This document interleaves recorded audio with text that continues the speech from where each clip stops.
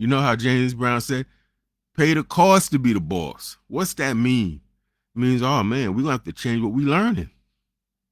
We're going to have to change the nature of our political education classes. You know, it's not just Africa and these are different mineral resources. This is why they came. This is when they came. And this is how they took over. Yes, that.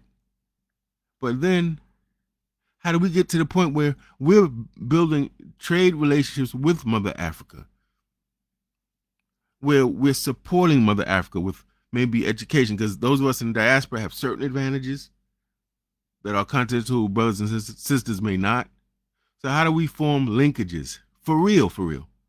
Some of us say, man, I'm tired of America. Hello? Some of us say, I would love to go to the motherland or somewhere else. Hello? Okay. So are we just going to say, oh boy, I'd love to go? Or are we going to say, well, how do we make it happen? So what does that mean? That means political education classes.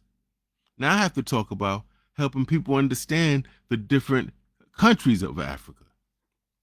What's the weather? What's the terrains? What's the market? What job skills are needed?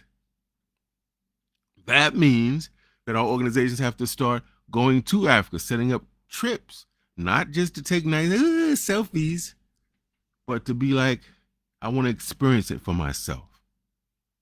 Is this a place I think I can stay? Get your family, your kids. Is this a place that they feel they can rock with, even if they're a little hesitant at first, because it's going to be different?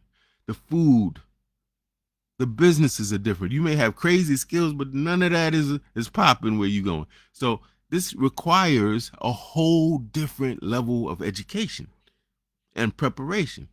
What does that mean? Well, as Africa is waking up, and we got people in the Sahel region that are doing marvelous work, and they're saying very openly, we want to work with our brothers and sisters, our long lost brothers and sisters.